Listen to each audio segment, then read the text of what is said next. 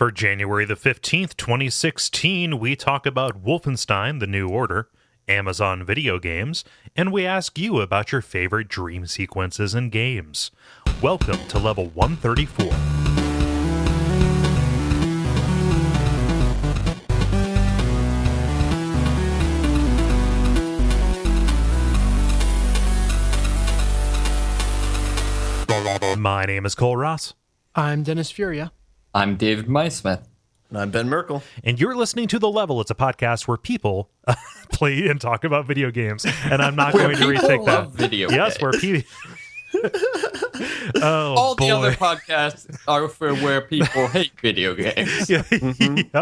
I'm not going to retake that. I want people to know my state of mind right now. This is not alcohol. I am run ragged. We just got finished recording like 2 hours of on Fireside Chat right before this, and I worked for 10 hours before that. So I love it because we talked before the show proper about like, hey, let's I want to make sure I'm sharp, so let's jump right into it. And literally the first sentence. Yep. No, literally the first sentence, I spin into the water and I just spun in.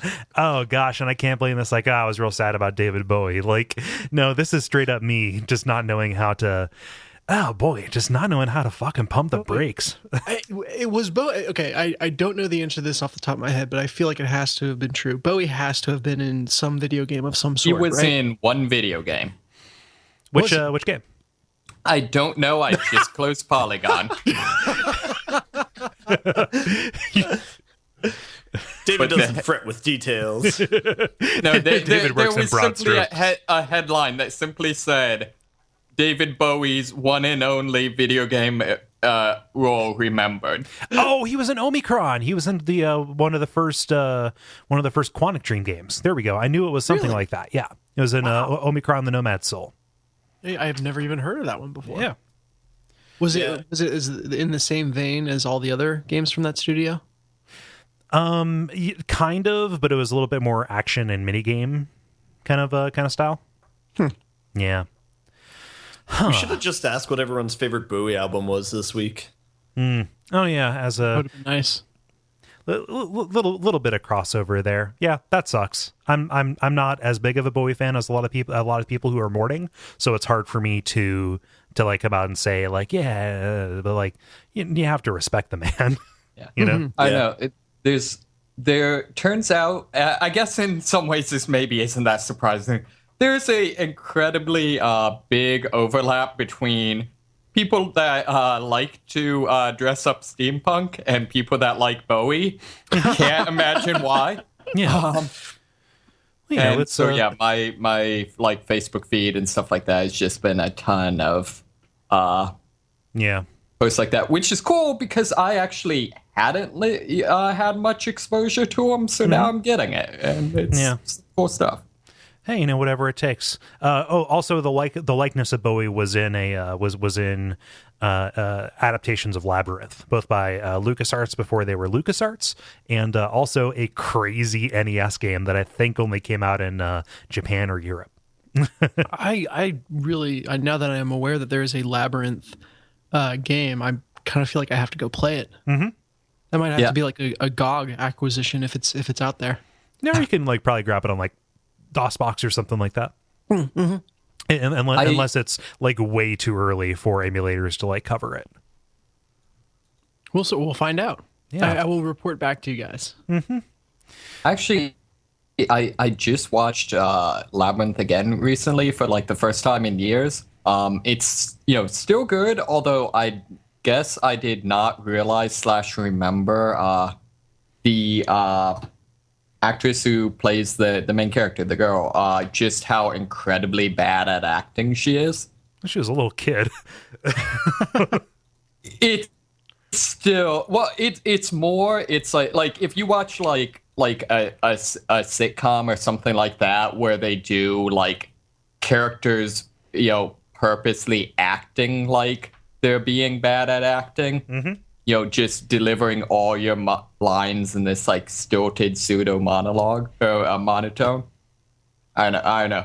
I just didn't remember that. Which it's funny. I can't remember what that girl looks like, so my mind is supplanting Rey from Star Wars in her place. is Jennifer Connelly. Yeah. She gets better. Yeah. I mean, she is a person of movies. yeah. I mean, I guess I didn't notice that at the time. I don't know. Yeah. So that's a bummer. Like, this is just going to happen more and more. Like, that's even more of a bummer. Newsflash: people do continue dying. Reality, but like, no, you just Bowie had kind of passed into being one of those people. He was like the opposite of Bob Dylan, who I kind of just think, oh, Bob Dylan's still alive. That's weird. It just kind of seemed like Bowie would be around forever because of, I don't know, like what he represented or what, but like, yes, is Bowie still alive? Of course he is. But now he's not. It's weird, just kind of like, I guess that is just textbook taking somebody for granted. But he is alive in our hearts. Yeah. Also, I've got the idea for Children of Men too, which is people just stop dying. Isn't that some kind of weird, what is it, like Night of the Dead or something like that? Like, oh, hell is full, so the dead will walk again. Yeah, but I don't want crazy like zombie people coming back. I just want to, it's like people stop dying. Okay, so Wood also did a horrible season on that. Never watched that show. What's that? I'm sorry. It's the Torchwood. It's basically the adult spin-off of Doctor Who, and it's really, really, really bad. Yeah, I had not heard of that. So in your hypothetical reboot of Children of Men here, if they live forever, do they stop aging or do they continue to age? Because the idea of eternal life, but not with eternal youth, is incredibly terrifying to me. Oh, holy crap! Yeah, death is a gift. That's for sure. Yeah, that's one of the fun. Are you going to call the movie Parents of Men? That's true, because you could become like a great grandfather. Yeah. Well, that's also a little bit what happens in Time, right? That Justin Timberlake movie where everybody is like the clocks on there, whatever. Yeah, they got the clocks and they stop at 25. So the guy, what's his name? Justin Timberlake is the same age as his mom, who is just Olivia Wilde.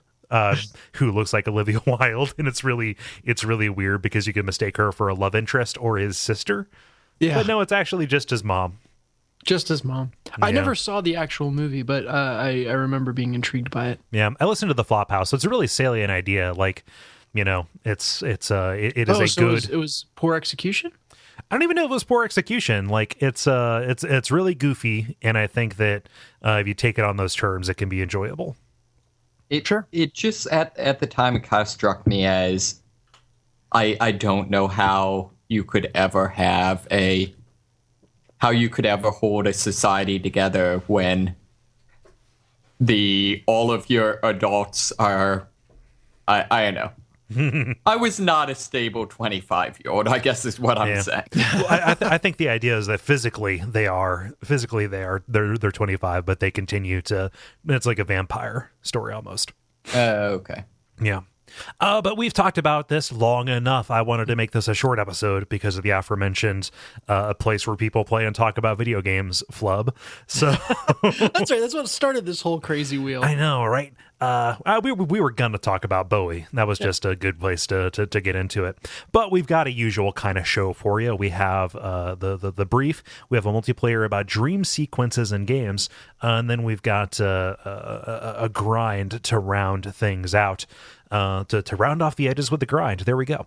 But let us get started with the brief, where we talk about things that are happening in the world of video games around us. Does anybody have a story they want to get us off the ground with? Yeah, I can jump in. All right. So mine is about Psychonauts and its appearance on PS4 as a PS2 classic. So they just announced that will be the next PS2 classic via the PlayStation blog. This is probably not a huge surprise given that the Psychonauts 2 game is absolutely coming. Mm-hmm. It crushed the Kickstarter or the Fig. Or yeah, whatever they're doing. So they that was funded, and so this is kind of ramping up for that. You'll get a chance to play Psychonauts again. Although I do not have fond memories of playing that game. Mm-hmm. Visually amazing. Concept perfect. I just could not get into it play-wise. Yeah. But the thing that caught my eye at the bottom of the article was that there's also going to be a Psychonauts title for PlayStation VR, which I had not heard it's like before. Psychonauts 1.5 or something like the that. Psychonauts in the Rhombus of Ruin, which is a great freaking name. Like, so it's got a ring to it. And I don't know anything about that, but yeah, that's kind of an interesting idea of playing Psychonauts from the first person perspective, especially if you go into like the dream world and just all the things you could do with that. I feel like that's an interesting idea. No, definitely, it's visually striking too, and I hope that they don't make it like you are running around and looking through the eyes of Raz or whatnot. Like, fix the camera and let me look at some cool stuff. Yeah, yeah. For fuck's sake. Yeah.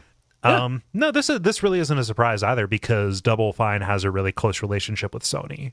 You know, like starting even going back to one of the first E3s we covered. Not covered, like we didn't go there, but talked about where they worked with Sony to bring Grim Fandango. You know, to update that. Like, that was console exclusive for a while. Might even still be, actually, to Sony platforms. I don't know if it ever came out on Xbox. Yeah. But which, by the way, so story 1.1. I just remembered this. Grim Fandango came out as the PlayStation Plus game. So Kole, I will now play Grim Fandango. Do not be afraid to go to a walkthrough, because it would be terrible. Much like Psychonauts, the game doesn't want you to see cool stuff. Okay, yeah, I can do that. Yeah. But I think I'll be playing that one on my Vita. Yeah, I'll need to play that to check out and check and see if the controls are any good. Although I guess with the touchscreen, that would just be like playing it on iOS. Did you guys did Grim Fandango for Watch Out for Fireballs, right? It was a poll contestant.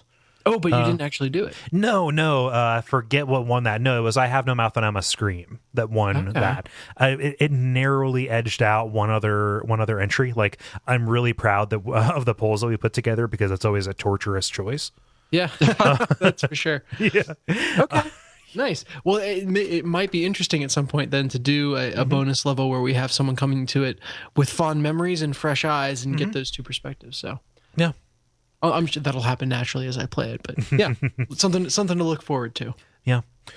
Let us see here. I'm going to come in with this next one because it'll segue into yours, David, pretty nicely. Amazon Prime just got a lot more attractive for people who like to play video games, because they just launched this new kind of service that is bundled into this, just kind of like yearly charge for existence that Amazon has called Amazon Video Games, which gives subscribers 20% off of video game purchases if they're made within like the new release window. So what this is saying is you get $12 off of new games just for having Amazon Prime, which of course you have. They might as well bake Amazon Prime into your taxes at this point. Yeah, and just like I've got some hangups about Amazon as a company. Not so much that I will not not so much that I will pull the referral links off of the site, because I'm a hypocrite who got to chase that paper. But it is a good service that for me is worth it for the shipping alone. And I don't really take advantage of the free video streaming, but like, this is great. And it's really competitive with something like Best Buy, which has something kind of similar to get you a percentage off for admittedly much less than an Amazon Prime subscription is, but you get less too. And this is, for me, this is just found money, because I was going to be buying this stuff anyway. It's only for physical games, but 20% is a pretty big deal. Is it standard practice to just buy like download codes off of Amazon Prime? You can do it. Yeah, it's available. Huh. Okay. That's what I do with a lot of my games. Yeah, because you don't want to go through Sony with your credit card, right? Yeah. Do you do that with your PS Plus? Oh, you don't do PS Plus. Sorry.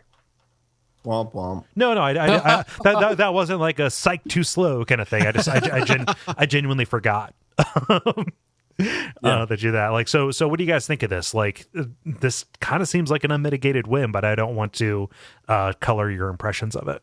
I'm just curious who didn't have Prime already that's going to go, okay, now I'll get it.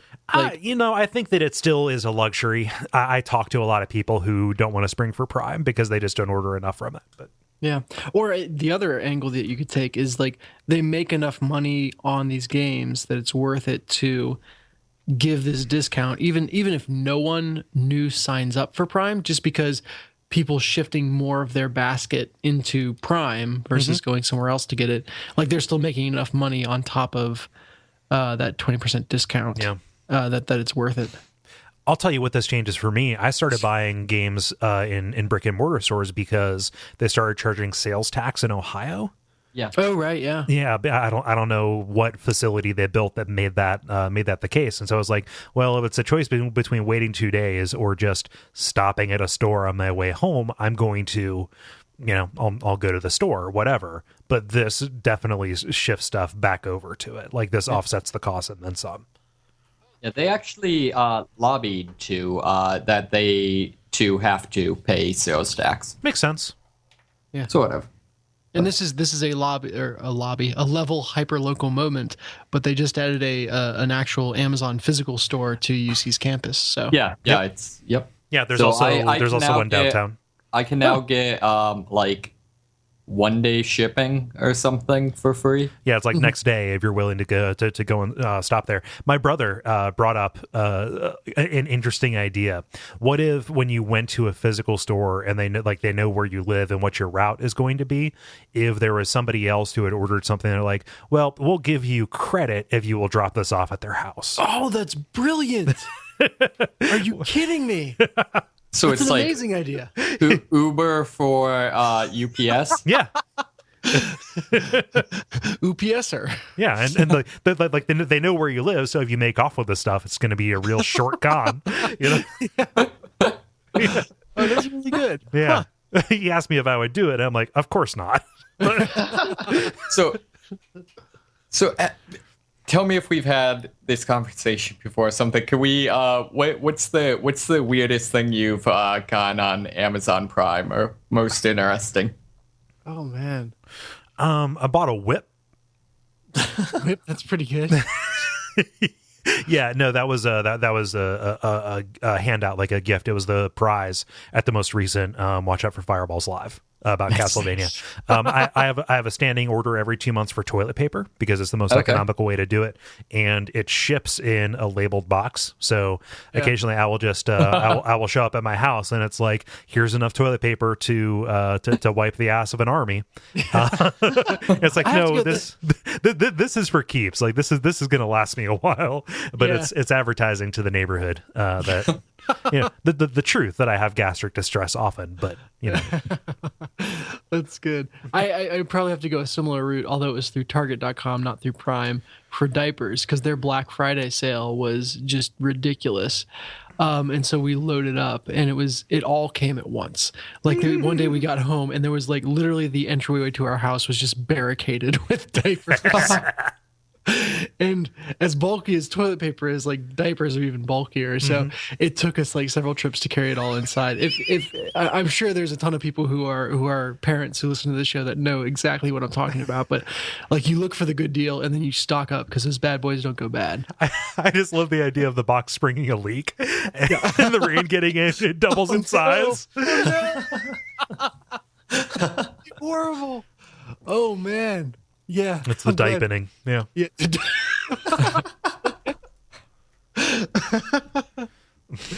Oh, that's good. Ben, how about you? The only story I have this week is kind of a random one, but it's a DLC for Payday 2 where they're combining it with Goat Simulator. Huh. And if that doesn't make sense, it's not supposed to. So they released a trailer for it. I've watched it. I still don't quite understand what it is, but it's like it's a 2-day heist that they're planning for DLC with goats, bank robbery with goats. I'm just imagining like the rabbit from Monty Python's The Holy Grail. Oh, yeah. Yeah. Which have you gotten to that Fractal dungeon yet? By the way. I haven't. I completed exactly one fractal dungeon. In Guild Wars Okay. 2. Yeah. Yes, in Guild Wars 2. I attempted I attempted two, so I'm at 50%. The first one I tried to multiple times, but it kept on refreshing on the same one. So, but I got it in before New Year's, fulfilled my resolution, and have not come back to it since. Even though it was a ton of fun, so I should probably do that. But I digress. Yes, Payday 2 and goats. Yep. What's the weirdest thing you've gotten from Amazon? I tried to think about that, but I have no idea. Okay. Yeah. Yeah, don't force it. It's fine. David, how about you? What's your story? Sure. Well, I guess first, the weirdest thing I've ever gotten from Amazon is a bar of tool steel. Oh yeah, you've talked about that. Like, Yeah, what is so- it like a 25-pound bar of steel? Yeah.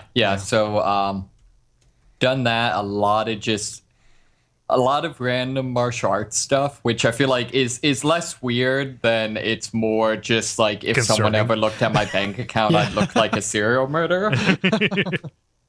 But anyways, That's how you drive Amazon bankrupt. Is you just do because I imagine everything that's Prime is available for one-day shipping to a store. So just order like 6 billion pounds of iron or tool steel or whatever that's available on Prime, and to the store, one-day shipping, and then return it, and then order it again and return it.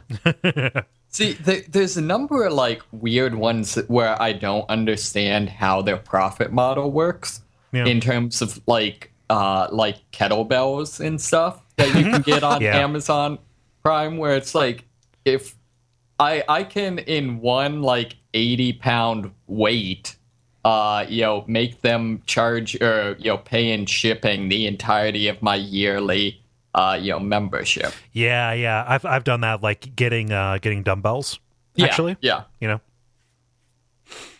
So I know, but so sorry. Electronic Arts apparently had a program called EA Access for Xbox One that was basically kind of their version of PlayStation Plus in terms of it being like a service you pay for and then you get periodically free games. Yeah, we talked about this, and also it gave you like early access to certain things. Yeah. So now you can not be able to play EA games before everyone else. So they've extended it to Windows now, but they're for some reason calling it Origin Access. Yeah, that makes sense. They were gonna want to unite it under their own platform. I mean, I guess. Origin is their Steam analog or their Uplay analog or whatever. Right. A shitty thing that just another terrible program that I cannot stop from launching at boot. As opposed to my problems with like Uplay, which is a terrible program that I cannot launch. But anyways, that's a whole other issue. But yeah, so apparently though it's going to the thing I didn't realize is, from what I understand, as they add games to their what they call the vault, which is their free games, they just stay there. Yeah. It's not either you can only play them for a month or like the PlayStation thing where you have to actually have had a subscription while they're active. Right. So yeah, I don't know. That seems interesting. Apparently, it also won't be limited to EA. Excuse me, I'm sorry. EA games, most notably, they're going to be putting on This War of Mine. Huh. Nice. That's really weird. So does that mean that these different publishers who have these services are going to be courting indies to try and bring them in? Because I don't know that This War of Mine has appeared in any bundles yet that I've seen. I could be wrong about that, obviously, but Yeah, I don't know. I mean, I get that. I get that Humble monthly box, and that's been actually pretty good. So I don't know. I guess I'm a sucker for these monthly things. But I'm still hoping for the Humble Decade box. Just like it's nothing but Leviathan codes. Like what? Oh no. I just think they should, at each increment, they should have, a bundle that changes every decade. No, okay. Sure. They just keep adding games to it. By the end of 10 years, it's like a 300 game bundle. But it charges daily. It's interesting because with the Vault idea, you can buy in at any time and get access to all the games in it. So, any game that I decide I want to go play, I can get for $4.99 effectively, as long as I can finish it in a month. Yeah. So this would be good incentive of, I don't know what this More of Mine costs or how low it goes down on sales, but let's say it gets down to $10. Well, I can sign into Origin Access, play it, and then just cancel my subscription for the next month. Yeah. And, and just have done it. It almost strikes me as like comparing this to say like the PlayStation model. It almost seems like it's the difference between like this makes it easy to get in, whereas the PlayStation model makes it difficult to get out. Yeah, that's actually a really good way of saying it. Yeah, it's like the mafia. Yes, yes, because I know like there's been a lot of time like less so now that like I have to have it to play any sort of online games. But I know there's a long time where it seemed like every time I would look at PlayStation Plus, it would be a thing where the current month there's nothing I wanted, and the previous month there's like a game I meant to be I've been wanting to play for a long time. Yeah. And so I just never gave them any money. Yeah. Like, do we have any final thoughts about this? Okie doke. I think we're good. I looked at my Amazon. I looked at my Amazon history, and apparently the weirdest thing that I've ever got is I got a 3-pack of horse movies from my dad because he likes horses. So I got Secretariat Hidalgo and something else. Oh, okay. I was about to ask what a horse movie was, but it's a very mundane answer. Mm-hmm. Boring movies. Hey, now I liked Hidalgo. Okay. I know. Who was Hidalgo? That's such an I'm not apologizing. such an inoffensive stance to take on both sides. I think this is boring. I thought this was okay. Can I take a stand for I despise Seabiscuit? I don't think I ever watched okay. I mean, it seemed like popular stuff. Like I can't imagine it inciting any kind of strong emotion either way. I was stuck on a bus, and that's what they decided to play. So I have a deep-seated hatred for it. Okay. Moving on. So horses are like the least offensive subject ever, it seems. And horses are delightful. So I honestly don't get the appeal people have for horses. Is anyone defending horses here? No, I'm like they're big animals that are cars. They're meat cars. They just seem kind of like a poor excuse for a motorcycle. So fun fact, in Kentucky there's like law schools that specialize in equine law because it's such a big deal there. Yeah, I could see that. Like when I was a kid, my grandparents, they did catering a lot at a fairground that did a lot of horse race kind of stuff, like the Little Brown Jug up in Delaware, Ohio, and yeah, like just people came in from all over the world, and I could totally see like a whole like A, culture, but B, set of laws that come up around that. We totally need CSI horse. Mm-hmm. Yeah, bird law is more complicated than you think. Multiplayer. What's the order here? Okay. Glenn Tanner. Yes, Glenn Tanner. David, do you have Glenn Tanner? Yes, I do. Okay. This is my Also brother Tanner's Glenn. This is my brother Tanner. This is my other brother Tanner. I like that show a lot. Which show? Newhart. I am unfamiliar with that. Yeah, Bob Newhart's second show. Yeah, it was all a dream. Actually, that's very appropriate. The Newhart was all a dream of the Bob Newhart character from the Bob Newhart show. Yeah. Oh. And I'm gonna that is going to stay in. Now it's time for the multiplayer. I'll find a way to cut that. It's time for the multiplayer where we ask you a question and you answer it. And this is a pretty good one. This question came from Slack, did it not, Dennis? It did, yeah. So thanks to Mikhail for suggesting this. There is a whole mess of questions that I've gotten over Slack, so expect to see that play out over the next several weeks. But this one was good given the timing of when this episode will air, just before MLK Day. Dennis, I need to show you Airtable. Just go to airtable.com. You as a person who likes databases and spreadsheets and stuff, you're going to love this. I'm already excited. Yeah, no, you're exempt from participating in this section. But no, you're not. But I'm going to take us in with Glenn, who writes in saying, Super Mario 2 has to be my favorite because it has a great look to it, and I'm bummed that it's not in Super Mario Maker. Yep, that's one of those ones. Famously, it's all a dream. Yeah, love the music in Super Mario 2, actually. Like, yeah, we're just going to lean into this ragtime. No problem. You know what I really think is going to come back? Well, ragtime. I just like you there, Dennis? Yeah, I'm here. Okay, Dennis is going to come back eventually. Yeah, it just sounded like you were working up to a punchline, but that might have been the joke that you never delivered. Oh, you know what I think is really going to come back? Ragtime. But I didn't need to say ragtime. I don't think. What is Airtable? I'm just going to mess with you. You guys go ahead. Okay, cool. Wait, Dennis, what? I don't even know myself yet. I'm intrigued. I think everyone's tired tonight. Yep. Appropriately for dreams. We're all about to enter a dream sequence, yes. Ben, what does Tanner say?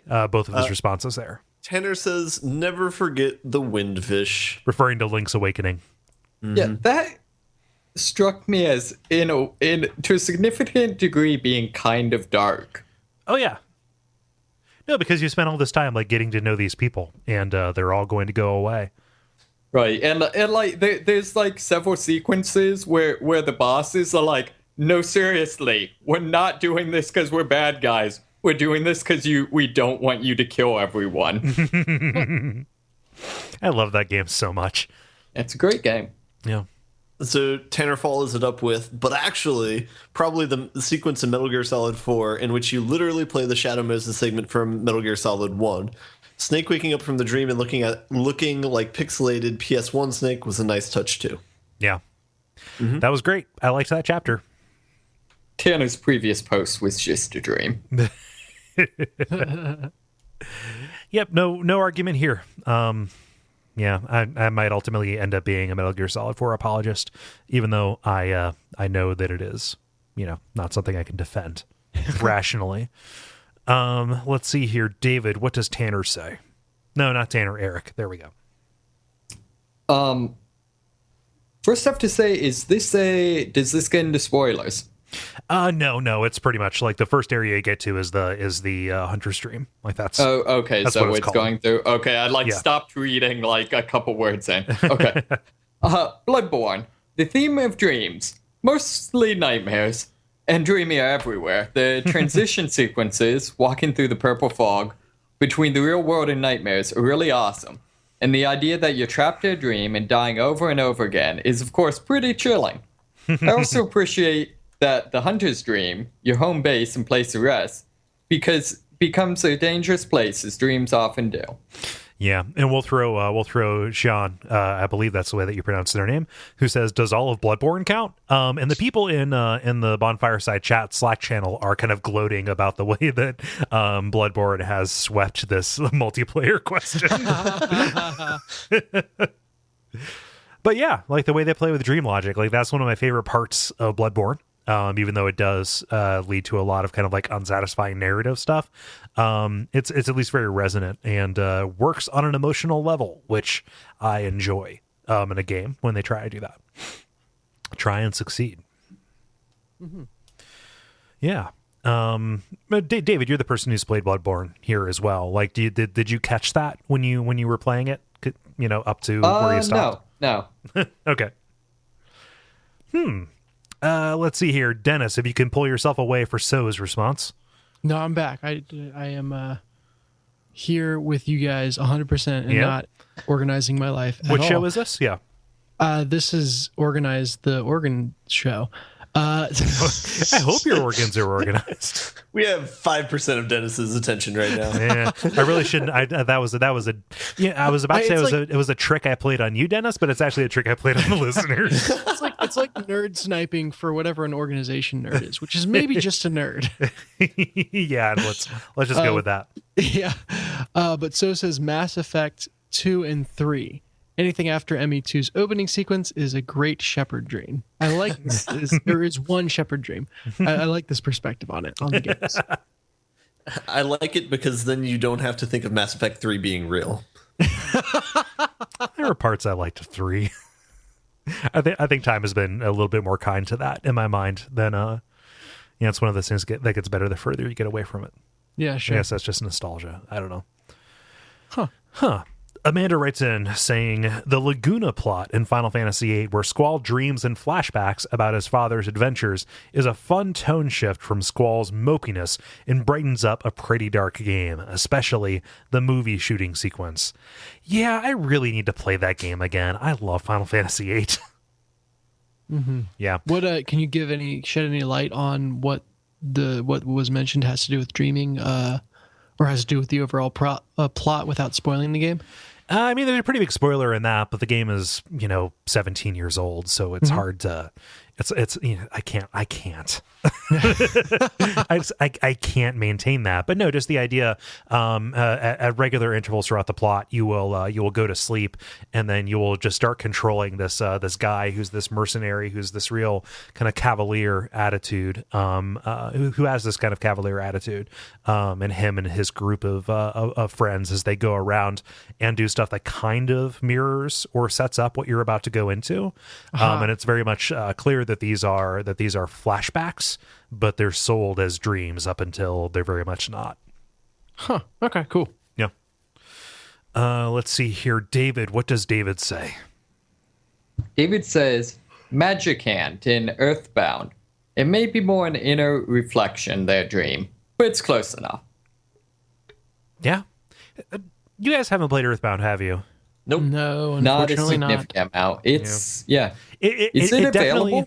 It is on Wii Virtual Console or Wii U Virtual Console. Okay. Yeah. And I recommend it. I do not blame people for bouncing off of it. I bounced off it the first 5 times that I did, but stuff like Magic Ant is specifically why that is so delightful. I via emulator, I got up to I think the cult sequence. Yeah. No, that was about when it gets good. Okay. Fair enough. The call sequence is great. Let's see here. Ben, what does Ollie say? Ollie says, I was going to say Little Nemo, but when I thought of it, another came to mind, and I ran over to the old game collection, Ace Combat 3. You play through the whole campaign only to discover it was all a construct created by the AI named, you guessed it, Nemo. It was actually a pretty cool twist, and I think I finished the game 3 times before that was revealed, and they ask you why you didn't get deja vu doing the same missions multiple times. I must actually play this again. That actually reminds me of Metal Gear Solid 2, a little bit. Mm-hmm. I mean, the twist in Metal Gear Solid 2. Oh, okay. Yeah. No, Little Nemo's a good game. I've never played Ace Combat. That's one that perennially pops up on suggestions for Watch Out for Fireballs. Do any of you have experience with that series? No, I mean I know of it by reputation, but I like also a Little dogfight. Nemo was there actually a game? Yeah, it's not related to the Pixar film, but related to the cartoons. They came out right around the time that the Little Nemo movie came out in the early 90s or late 80s, something like that. There was a really good NES game and a kind of okay arcade game. Oh, cool. Yeah, but it's we did Little Nemo for NES for Watch Out for Fireballs as a split EP with Contra. Yeah, I remember that episode. Yeah, good stuff. Let's see here, Dennis. What does Amanda say again? Yeah, Amanda says, even though the dream sequences in Baldur's Gate are merely text read over images for the most part, the text was very evocative, especially as you build towards the big reveal at the end. And this is where I admit I haven't played Baldur's Gate. Yeah, neither have I. At least not the completion, either. so I don't know that this is I don't know how this figures in. You could be making up that there's even dreams in Baldur's Gate. Yeah. It could We be just wouldn't know. like your opinion, man. Yeah. The level blind spot. It's embarrassing. You know, I've read Gary's coverage of it on the Infinity Engineers, but yep, never played. Let's see here. Roop writes in saying, as a kid, I had nightmares of the dream in Gabriel Knight, Sins of the Fathers. The sequence after Gabriel performs the Schattenjager ritual. The voice of the dragon and all the imagery of the dream was really vivid at the time. Yeah.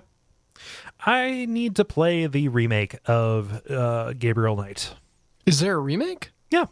No way. They did they did the kind of an HD updating without Sir, I don't think he's a knight, but without what's his name? Cheese Pizza. He was from What? no. What's his name? British actor. He was in It. Tim Curry? Yeah, there we go. Without Tim Curry as the voice, which kind of honestly like had a chilling effect on it for me. Like, no Tim Curry, no sale, but it's actually a really fun game. Wait, what is Cheese Pizza a reference to? Rocky Horror? No, that is a reference to one of the hotel scenes in Home Alone 2, Lost in New York. Oh, Yes. He is a very snobbish kind of busboy / maitre d' at a hotel, and he is disgusted that this child is ordering a cheese pizza from him. Yeah. Let's see here. Ben, what does Franz say? Franz says, the Nightmare Frontier. Sorry, Cole, but I really like that area in the Tower of Latria. Kind of way. See, I really need to stop reading these. I mean, it's just a place name. Like, that's not a spoiler. Like, you can look forward to something called the Nightmare Frontier. That's not a spoiler. Oh, okay. Fair enough. Yeah. Yep, we can agree to disagree. I don't like the Nightmare Frontier, but I'm happy you do. Well, that's nice. Yep. Anti-magnanimous. Yeah. There's been no bad blood this episode. Some people don't like horse movies, some people do, but I think everyone's okay with it. Yeah, we're all just trying to live our life the best we can. David, what does Steven say? Steven says, the Hunter's nightmare in Bloodborne is a great dream sequence that recontextualizes areas and enemies and a particular ally in a really interesting way. Yeah. You were right earlier, Cole. This is like Bloodborne Fest. They invaded, I think. Yeah. Everybody get in here. Pack it in. Dennis, what does Sean say? Sean says, in Final Fantasy 3 and 6... 3 and or 6 / And or 6, based on where you played it first, the dream sequences you had to get to see all of Shadow's backstory were a neat narrative bonus if you had him in your party while residing in an inn. I don't think I got them all when I was playing the game the first time or two, though. Spoiler warning, Ben. So Thanks. And say la la la. I just found out there was a 6th one that you get if you don't have Shadow from the floating island. Yeah, if you don't save him. Oh, save. Sorry, save. All the same thing. Yeah. Interesting. It's a 25-year-old game. Or, sorry, 28. I like the fact that the idea of not saving Shadow from the floating island is the base scenario versus the odd man out. Final Fantasy, they love the noble sacrifices. Yeah. Yeah. Let's see here. Sam writes in, all of the good answers are taken, so I'm going to say the dream sequence in Max Payne where you have to follow maze-like trails of blood over a bottomless pit set to the soothing sounds of a crying baby. Whatever you can say about this level, it's definitely memorable. Yeah, that was definitely one that jumped to my mind when this question came up. Yeah. Yeah, that was one of mine. I love those games so much. Those are great games. Dennis, you've played Max Payne, right? I have not. Okay. Yeah, unfortunately. So I don't have somebody on my side. I like the content of those, like when you're in the apartment and like the different ways that it shakes out, especially when they start playing with the graphic comic sections or the motion comic sections. You know, like with time loops and things like that. But boy, oh boy, is the platforming there just unconscionable. Did you play Max Payne 2? Not Max Payne 2, no. See, I think I would do that because, like, Max Payne 1, I'm kind of hit or miss on. Max Payne 2, I would say one of my favorite games of all time. Yeah. I think it's dramatically better. Did anyone play Max Payne 3? I've played a significant portion of it. I really like some of the things they do with some of the mechanics they introduce in terms of handling like weapon switching and your like combat from the ground and stuff like that. Drinking mini games. Yeah. I really like the end of Max Payne 2. I think it has maybe the best ending of any video game I've ever played. And, when you find out it's all a dream.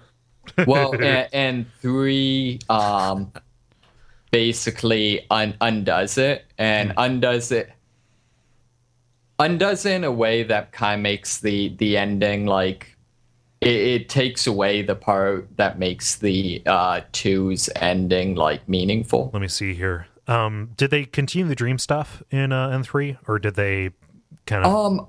I think there is a dream stuff. They do much more of the kind of surrealism stuff, but a lot of it is much more situational. So like they really go much more in for the like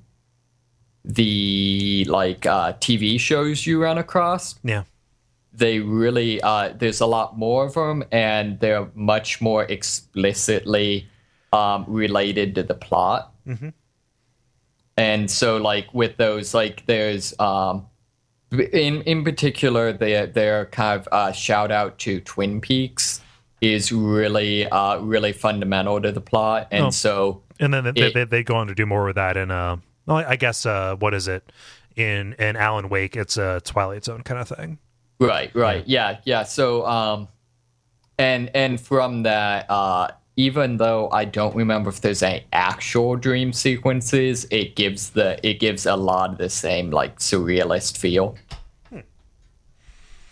Okay. Yeah. Max Payne. Good answer. Let's see. Ben, what does Allison say? Allison says, the opening sequence of Silent Hill 3 is a cool dream sequence that does a great job of setting the tone for the game, while at the same time being a great throwback to the original game. Yeah, you're in the dark version of the amusement park. So, okay, because you're in a dark version of the amusement park in the first game, but it's only dark because it's at night, correct? There's like bloody grating and stuff as you walk around. Like it's night, but it's very much the nightmare version of that. Yeah, no, I'm saying in Silent Hill 1, everything's okay. It's just dark there, right? No, in Silent Hill 1, it's very much it's like also bloody. Yeah. Oh, okay, all right. Yep. No, in Silent Hill 3, they've got like the merry-go-round, or sorry, the carousel with actual bloody horses, like impaled on it and Suck stuff. it, horses. They've had a good too long. You've gotten a free ride, which is ironic, I think. Yeah. It won't surprise you that will be related to not the horse thing, but the Silent Hill thing. That'll be related to my answer. And then David, round us out with Christopher. Christopher says, I love the idea from Neverending Nightmares, where after dying, you just wake up as if it were a dream. Yet, well, guess what the game is called? You just said. Baldur's Gate was already mentioned, so I'll join in on that. With my favorite being all the dialogue tree dream sequences between your character and Irenicus. Yeah. Love these. Yeah. Yep, Never Ending Nightmares is good. I don't think it got enough attention, actually. Really? Yeah. Okay. I have to give it some more of mine. Yeah. So yeah, let's go through and do ours real quick. Thank you everybody for writing in. Mine will be pretty fast. The opening to Silent Hill 1, where you are chasing after Cheryl through the version of the town that is slowly turning nightmarified, kind of following the trail of her drawings, and until you finally get down the alley with the crucified body and all the kids who come up and attack you. Like that sequence, even though it is, kind of part and parcel of the entire rest of the game, like that still sticks out to me as one of the most kind of memorable sequences from a game, and definitely one of the ones that's had like weirdly one of the biggest effects on my life. And it's weird because that sequence was enough to make me take that game back to the rental place and then not touch it for another 2 years because I'm 12 right now and I'm not ready for this. Yeah, it was one of the first times I played a game where you like lose right off the bat and you're just stuck in like a no-win situation. Yeah, like there's no way to get out. Like these guys will kill you. Yeah, and it's horrifying. Like, and it's just that right level of low fidelity polygon kind of stuff to make it look otherworldly. Like you understand what it's trying to represent.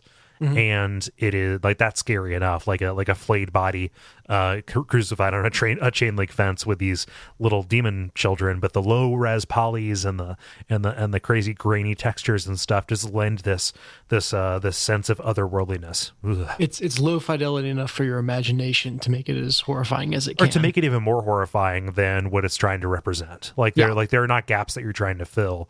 It just it looks scary. Yeah. But yeah, that's my answer. Ben, how about you? So I have two piggyback answers. One is Silent Hill just in general, because there's like especially the ending of the school part, I feel like is almost like a dream, but maybe not. I don't know. And then the other one I want to give a shout out to is Metal Gear Solid 3, the Easter egg where if you turn on the game after saving when he's in a prison, you enter a nightmare sequence where it's a completely different game and you're just fighting monsters, but it's the character having a nightmare. Yeah, I just thought that was in there. Yeah, it's just like a really awesome Easter egg that they made no mention of, and so yeah, it's cool. Yeah, was that a prototype for a different game? I think so. Yeah. Nice. David, how about you? Sure. I would say I think recently I've really enjoyed the pseudo dream sequences in Saints Row 4, but I'll get to that soon. I think overall probably I don't know, like they're not exactly dream sequences, but I would say like the overall dream vibe of Alan Wake. So Yeah. I might actually go beat that game this weekend. Actually, do it. It's good. But yeah, no. I really like that. I really like the. In particular, I like the feel of that with the stark contrast between the darkness and the light, kind of mimicking the way even like completely illogical things can be scary while you're dreaming, and then you wake up and like none of this, all the stuff that was horrifying is suddenly gone.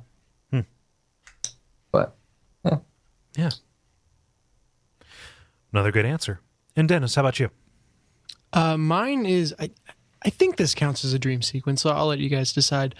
But the Scarecrow sections of Arkham Asylum I thought were really strong. That can count, yeah. Ben? Yeah, Ben? Second opinion? I thought about that as one of my answers too, and yeah, I would say that counts too. I just forgot to say. Okay, Yeah. good. But yeah, those are solid. You left me mine. I'm glad you didn't swoop me. But particularly, it sticks out in my mind as walking the line of getting you far into it without realizing it's a dream, and then kind of tipping you over that edge very, very well. It's the transitions that really make that. Like if it was just the giant scarecrow, shining his light on you, that'd be really underwhelming. But just the way that they bring you into it and out of it. Yeah. That you hear a gas leak at first, and you hear him coughing as he goes through a door, and Yep.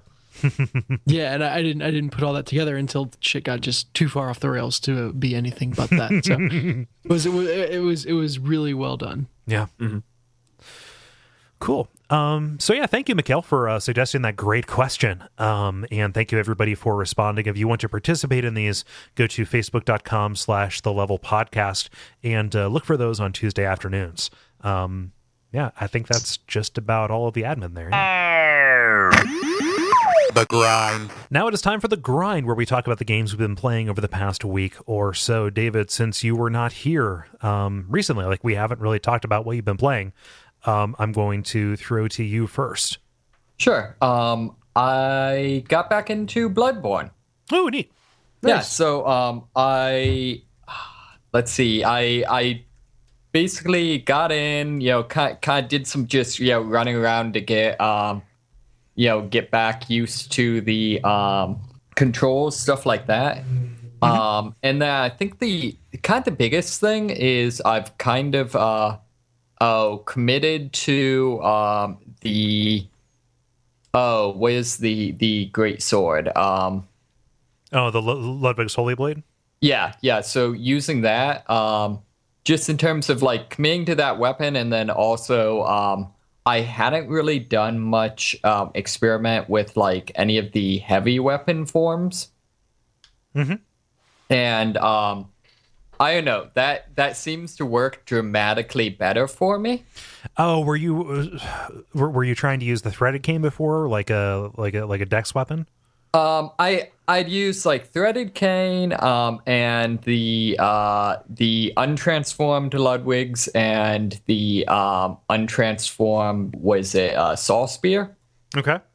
But yeah, I think part of it is I don't parry, so having a weapon where you can't parry kind of makes sense. Yeah, you trade that off. It'll be good. I mean, this is me telling you to eat your vegetables. It'll benefit you to practice it out, like to commit to dying a couple of times to figure out how to do that, because that'll make your life easier down the road. I don't know. Dying will make your life easier. Yeah. I know. In the context of the discussion, Ben, like it makes sense. The problem I've had with it is I can do it, but I don't see any scenario where the risk reward calculation works in its favor.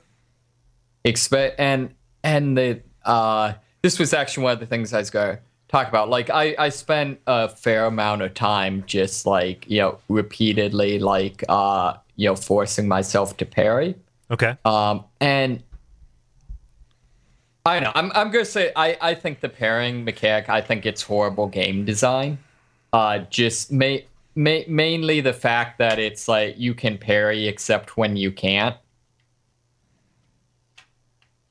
Okay. Just like different enemies and different movesets will. Yeah. Well, I mean, some can't be parried. Some use different timing. So the different timing that's a part of the game. More enemies than you think can be parried. I know. Like it's really more of a function of size than anything. Yeah, I know. I just think. I think it kind of turns the game a little bit too much into trial and error for my taste. I mean, I feel like part of like the Souls series is you don't die when it's not your fault, and when it's just expected that you'll throw yourself at attacks that you have no hope to parry the first time because you haven't seen what the magical timing is. I know. I think it's bullshit personally. Yeah. Well, I mean, just like there are systems in place to make that trial and error a little bit more palatable because they want you to take more risks.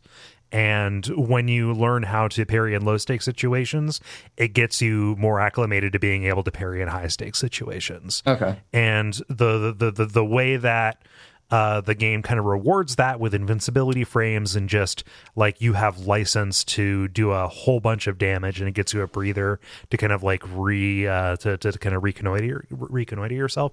I think that more than makes up for, you know, any times where that breaks out. There are definitely places where hey, we're encouraging you to take a risk breaks, specifically sometimes when there are grab attacks with that they kind of get around the regain system, but in especially like lots of big enemies that you're going to be going after, that doesn't come into play. See, my experience has been most of the big enemies, if I get hit at all, I'm dead. So I never have a chance to regain. I mean, I don't know if that's a thing. I will definitely take that in consideration. I just like how did you go about like doing that practice? Well, I came from previous Dark Souls games, which actually have a much smaller window. So it's funny, as the series has gone on from Demon Souls up to Bloodborne, the parrying window has gotten wider. It's very generous in Bloodborne compared to previous ones. So which we mean Guitar Hero 3 versus Guitar Hero 2. Pretty much, yeah. Or Guitar Hero 2 versus Guitar Hero 1. Yeah, but you know, I rolled in there feeling like King Shit a Fuck Mountain because I could parry anything. Okay. You know, I am God. I'm not get gooding you by any stretch of the imagination. Sure. But it definitely does. You know, it's a matter of, I don't know, like treat it like it's Devil May Cry. I think we played different Devil May Cry games, but that is all right. But sure.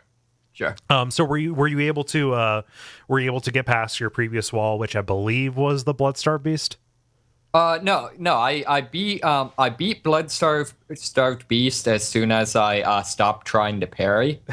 Honestly, that made the fight really, really easy. That's something. Parrying is the hard way to do that fight. The easy way to do the fight is either with dodging and using its name as a clue to the fact that you need to throw a punch and blood cocktails to lure him.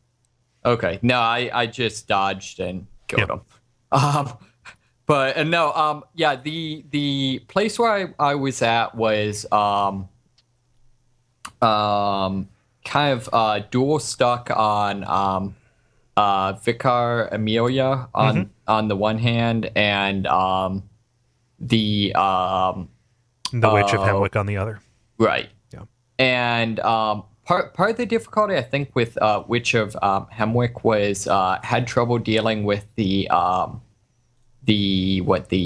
ogre things. Oh, the mad ones that are summoned into the fight. Oh no, not so much that. The run, yeah.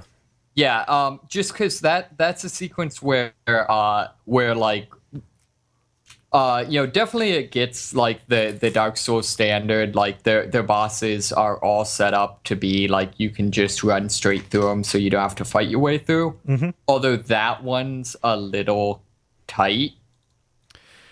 A little bit. Also, not to keep harping on this, those brick trolls are super easy to parry. Right. Yeah. I mean, my solution was I just once I started two-handing, I could take them out before they had a chance to attack me. Okay. Yeah, I would encourage you to go to go into Hemwick and kill the witch there. Get past that because you get an item that'll give you. Yeah, so that's the thing. Yeah. Amelia, like when you find Amelia, that you're not ready to fight her. Sure. So so I beat the witch. I partially got wiki help on this one, which for better or for worse makes that fight trivial. I mean, once you know the trick. Yeah, I mean, once you know the trick, literally, I got hit once when I decided to try to take out one of the mad ones for fun. Yeah, no, like the trick is you're in this arena and there's an invisible enemy who summons in these kind of varsity level regular monster kind of guys. You're supposed to avoid the regular monsters and try and find this invisible witch. Right. Exactly. Yeah. So I pretty much just jogged around in circles and so I beat that And then the other thing with that is that doesn't really unlock any exploration exactly. It's a dead end. You get the ability to do the rune crafting thing. Yeah. And you also get a shitload of upgrade materials by going through Hemwick. So I would say, juice your Ludwig Holy Blade and do a little bit of farming on the witch's house, running back to the main bonfire of the area, and then you're going to be good for Vicar Amelia. Okay, yeah, because I think I've actually got all my upgrade ability, all my weapons fully upgraded from the Unseen Village or whatever. You've been taken to the Unseen Village? Yes. Okay.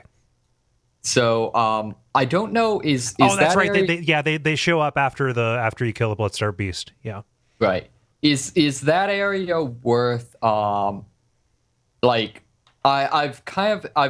explored around it. I got to the Pikachu Wolf. But I haven't put any effort into beating it. And I mean, is there anything in there that I necessarily should explore right now? Yes. Maybe not right now, but before the kind of the turn of the game, you want to go back there. Okay, because as far as I can tell, other than that, I think Vicar Amelia is kind of all that's left. Yeah, Vicar Amelia is the bottleneck there. You're definitely you need to take her out to proceed into the game. Sure. I mean, yeah. So, I'll have to see. I think I'm in my mid to high 30s. Yeah, you're get to 50 before you fight Vicar Amelia. Okay. Yeah. Sweet. Yep. So that's Bloodborne. Sorry about all that inside baseball. I could hear Dennis reading about that cool thing I showed him earlier. Yeah. So inside that's blood baseball. Inside Blood Ball. Yes. So that's been fun. I picked up Wolfenstein on the PlayStation sale. Oh, Wolfenstein, the New Order. Excuse me. Yes. Okay. Yes, and that's kind of interesting. It's I don't know. Overall, it's just kind of shooty. So far, I'm still making it through the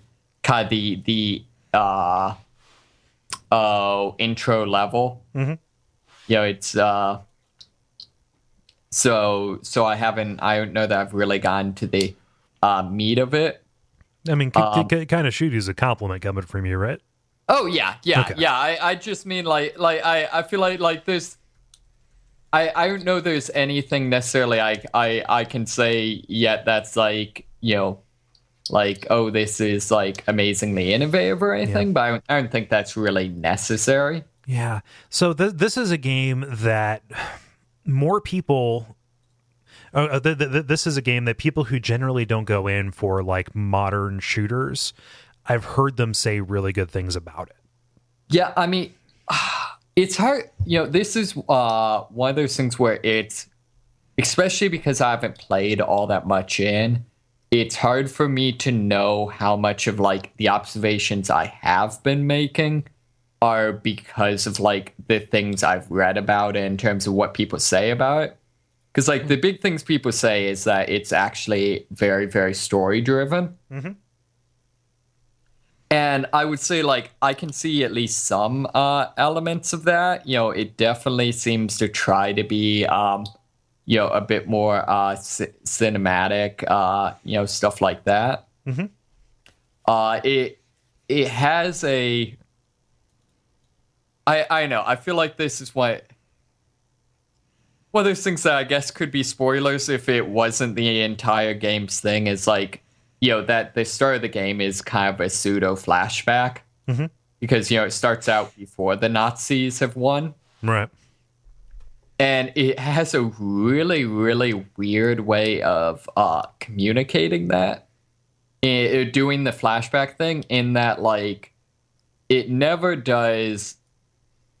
There's never narration. It's never like your character being like, oh, and then we didn't know that the next thing that happened would be such and such. It never does like that. Mm-hmm. But at the same time, like, while still remaining within the action, your character will like randomly kind of hang back and like start talking to himself in ways that are effectively that. So like, it's like, in a sequence that's kind of the big, like, all of your squad, being camaraderie-ness and, devil may care attitudes and stuff like that. Your character's just kind of like makes this weird, like, kind of offhanded, they were all good guys, so brave. It's really weird. Yeah. Huh. It does seem like it's tonally all over the place. Yeah. It's like they like they play with the music, right? Like what if the British invasion still happened, but under German rule, that kind of thing. Yeah. I haven't got to that, but my understanding is they do a lot of that stuff. Eventually. Yeah. Well, will your feelings be hurt if I have us move on? Because I want to. I'm fading. Sure. No, that's great. we can save more for next week. Yep, that's great. Yeah. Let's see here, Ben. How about you? So kind of exciting. I got my PC up and running, so I was able to start working on my backlog. Yeah. So I played through Gone Home and beat it, and quote unquote beat it, and I listened to the podcast that we did as a bonus level, and by we I mean you, Kole. Yeah, but yeah, I like that. That was good. There were a lot of details I missed on my first playthrough, so yeah, I was interested in hearing the podcaster, looking at a little bit of commentary to see those sorts of details. But were there any like storylines that you missed, or like a lot of the stuff with like the parents' relationship and how it was falling apart? Like I had not pieced that part together. And I guess in general, I don't know if it was my mood or whatever, but I was not in a reading sort of mood, and so I was kind of speed running the game. And so I don't think that's how you're supposed to play the game. But I kind of wonder. So I'm curious. I need to when I get a spare 2 hours to throw at it, I'd be curious if it holds up to a second playthrough, knowing what's going on. No, yeah, sure. It seems like it would, just because it is a game about noticing things. yeah, for sure. I haven't gone back and played it a second time yet, but that would be interesting to do that because your perspective would definitely be changed the second time around. I have to say, while I was playing it, part of me kind of wished or whatever thought would have been interesting if they did like a last minute plot point and like you get up to the attic and like get chased down by a serial murderer or something. You have to play it on April Fool's Day. Yeah. Completely different game. I feel like I think you guys make mention of that, where it's like there's a couple of different red herrings as far as what the genre of the game is, because it does feel weird that you're going into the spooky area, but then at the same time they allow you to have access to all the light switches to kind of make things. Yeah, exactly. Yeah. Do they? Is there ever any explicit supernatural or anything like that actually does happen? There's X-Files tapes lying around. Just because my understanding was that was supposed to be explicitly a red herring, but I've like read some comments around that like imply otherwise. There's a hint at a ghost story, but like in the poetic sense of a ghost, like a memory of a person being so associated with a place that it might as well be haunted. But it's not. It's not for you. It's for your dad. Okay. Yeah, there's evidence of some bad stuff that happened related to that, but to go any further would kind of ruin some cool stuff that's in the margins. Sure. Yeah. What Ben is referring to is it's a bonus level we did back shortly after it came out. So Gary and I, we had Zach from Video Games Hot Dog on to speak with it was Zach and then Bob Mackey from Retronauts on Yeah, I was to gonna say, I go thought there through. was one more. Yes, yeah, to go through that. That was really fun, and that was just because it was so soon after it came out. I was like, I don't want to have the other guys play this, but I need to talk to these other people who I know have. So I'll put that in the show notes for people to go listen to it, because that is some podcast stuff that I'm very proud of. Yeah. Cool. What else, man? I also played the Stanley Parable and quote unquote beat that game. Maybe, I don't know. But I was super happy with that game because I had heard things about it, but it's definitely like Charlie Kaufman form of a video game. But yeah, it was really great. I still haven't looked up yet. I'll probably do that after the show. All the possible things you can do in the game, because I tried to explore every option. But it seems like there's many Easter eggs there, so I don't know. I don't know how much content is there and how like when it ends. But yeah, maybe I shouldn't do that. It's a game. I don't know. Whatever. Yeah, I would recommend doing it because there's cool stuff there that like you might not otherwise think to do. Like don't look at try and find a spoiler-free guide that tells you what the first thing you need to do to start that chain is, and then follow it through. It's like 100%ing Braid, right? You feel kind of bad about it because the team is saying, "Hey, don't do that." But like you're just doing this because you can. Yeah. Kind of like Braid. Both those games were fun. I was happy to kind of catch up on those. I started Fez. I got a little bit far into it. Maybe I only played it for like maybe an hour and a half or so. It's cool. I don't know if I'll see it through to the end or not. But yeah, I mean, it's puzzle platformer.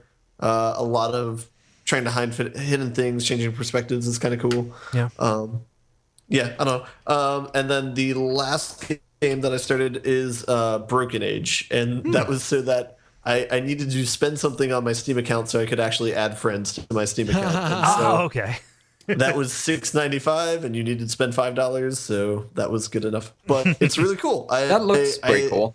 Yeah. Yeah, I think I remember, Dennis, you started playing this game, correct? I did. I haven't gotten further in it, but it's very really beautiful worlds.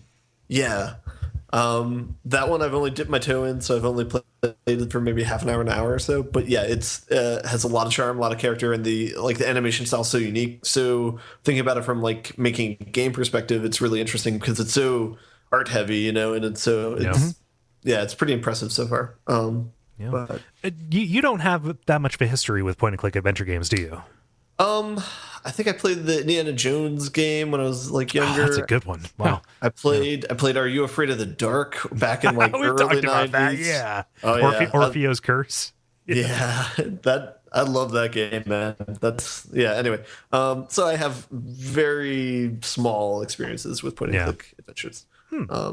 So it's cool. I mean, there's definitely limitations to it. But it's you just have to go in with the right perspective. So neat. Yeah. Very cool. Cool. Dennis, how about you? Yeah, I don't have a lot new to talk about, but I can talk about stuff that is upcoming. I'll start with old business or games that I've played. Bringing up Hearthstone again for an amazing magical thing that happened. Basically, there is a super stupid 6-card combo that I kind of had bouncing around in my head that would win you the game in one hit. So it creates a minion that can deal, over 30 damage in one hit, and can attack on the same attack on the same turn that it is played. So it's kind of, you can come out of nowhere and kill your enemy in one hit. But all the cards that need to build up to the combo, all those 6 cards, which in Hearthstone is literally a fifth of your deck, are bad cards that really don't have a ton of utility outside of, if you had them all. And so I tried doing it before and just failed miserably, could never really get it all. On a lark, just kind of rebuilt the deck again a couple days ago and was like, I'm bored. I'll try it. And on the first try, I got the combo to work. So the cards don't even work unless you play another card beforehand that reduces the cost of all cards in your hand. Okay. So that means you have to draw all these, not all, but most of the cards into your hand, including that card that you play, reduce the cost of all the other cards, and then play them all. And even then, it's still a very expensive combo. So the probability that I would have everything come into my hand in just the right order is astronomically low. And I feel very happy that I got it to work. So I'd be very curious what that is, because I'm looking at poker probabilities right now. I didn't realize that the probability of a royal flush was as low as it is. Oh yeah, on the order of about 650,000 to 1, rounding a little bit. That's not exact. I don't want to say the whole number, but I'd be curious to compare those, because like it sounds like, I mean, if this is a known combo and only and these cards' only use is really to build to it, this has to be like everybody who knows about this will be bracing forward as soon as they see any part of it come out. It's like a force mate in chess. Yeah. Yeah, but that's the thing is that it hits in one turn. So literally, if you can survive to the point of actually getting all these cards into your hand and being able to play them, there's no way they can stop it. Well, no, excuse me. Let me take that back. There's no way they can stop it except for having a minion with taunt, which is a ton of different minions and is very likely. Yeah, that's really common, isn't it? Yeah, I don't know shit about Hearthstone, and that's yeah. No, See, I'm just waiting till the inevitable day when like someone wins the world champion with this move or something, and just the internet explodes. well, they just ban it. Like, yeah, right. No, so yeah, it is definitely like a stupid idea that should not work and would never be competitive in the wild. But I wanted so badly to just make it work once, and I did that. So I feel like I've really accomplished something. yeah. I posted pictures of it on the Facebook page just because I wanted to share it. Didn't know where else to go. Well, no, people they went fucking apeshit about it. Like they were crazy about your Hearthstone win. There's the Hearthstone Slack thread is very strong.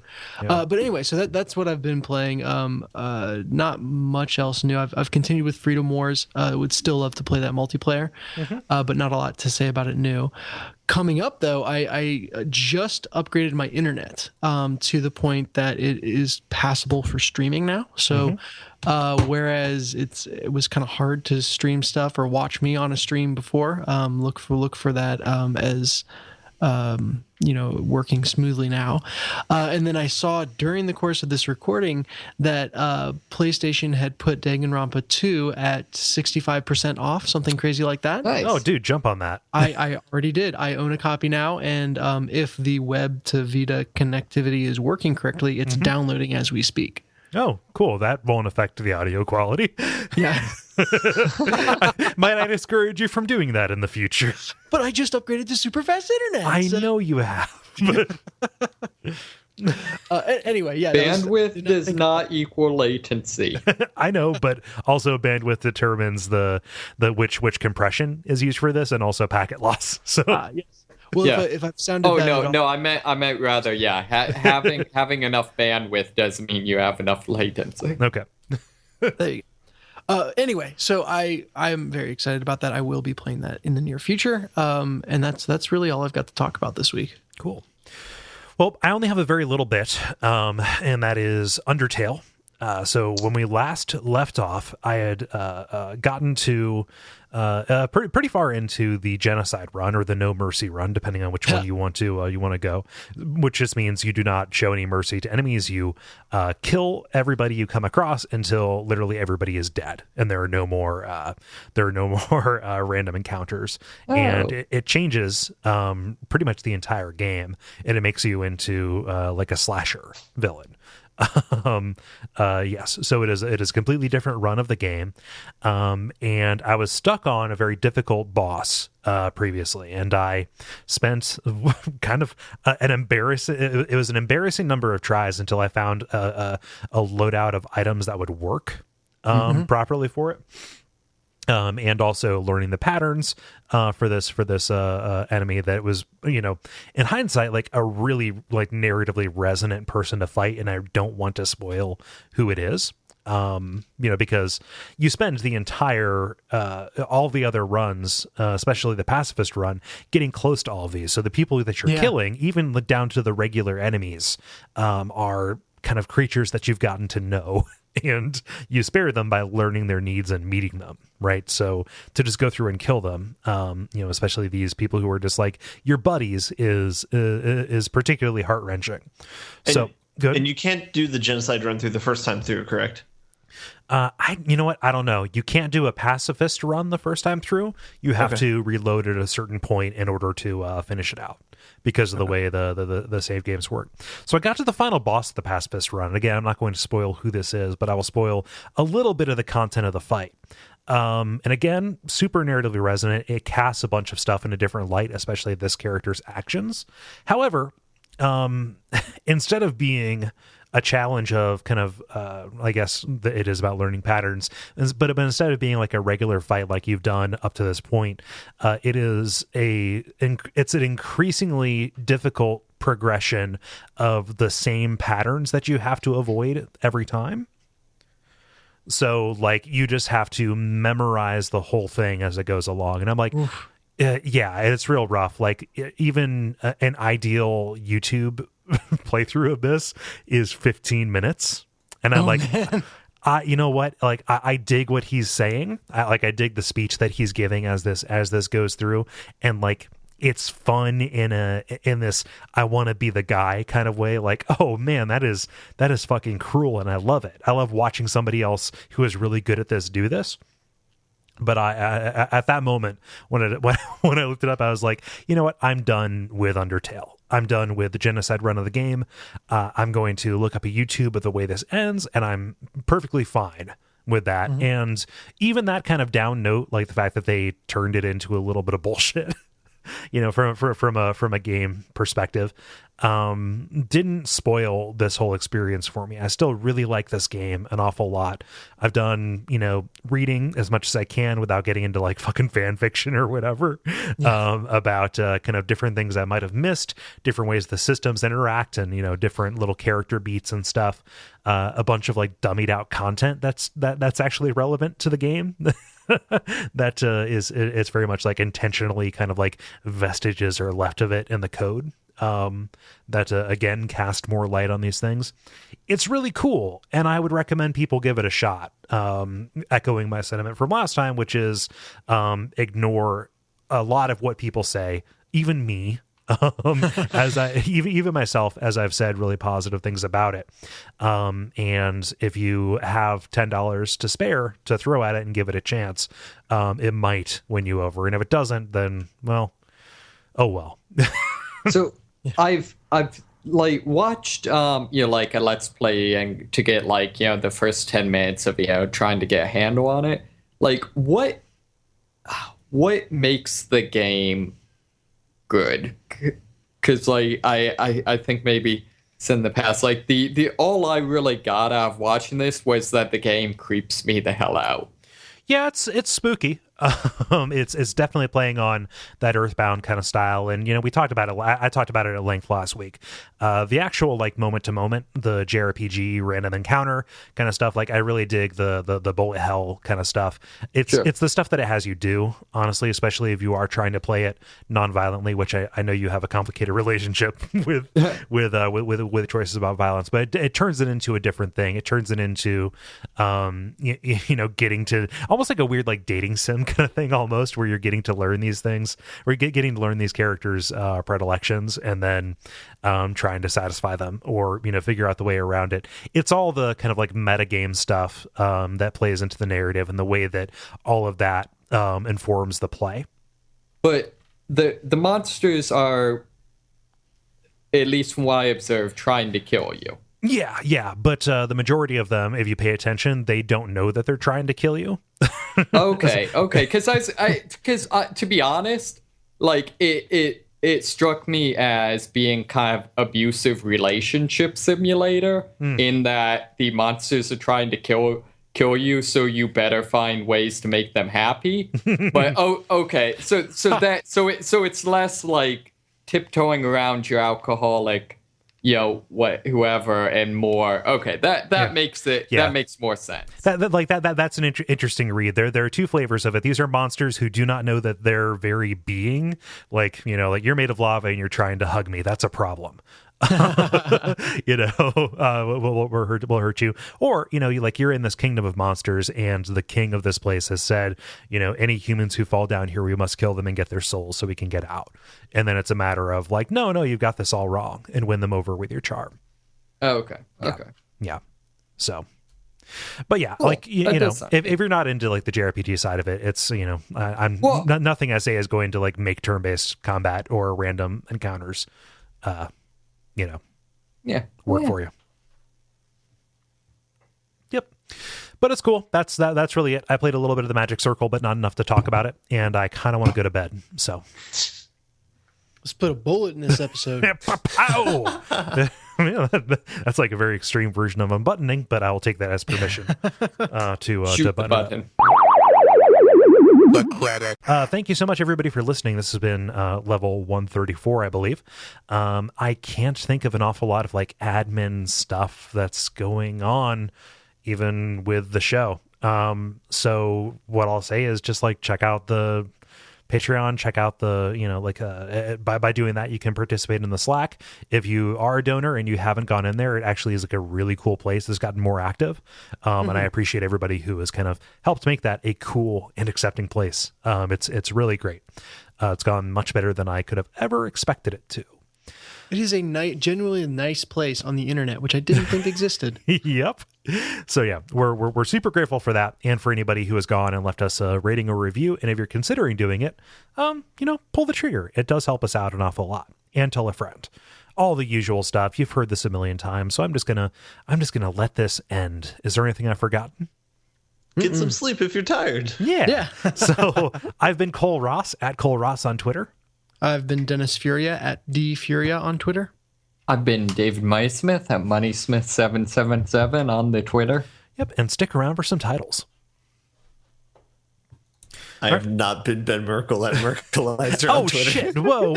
Okay, whoops. I'll just let you take that clean. I'm sorry. It's fine. just take it clean. Nah, you're stuck with that, dude. God damn it!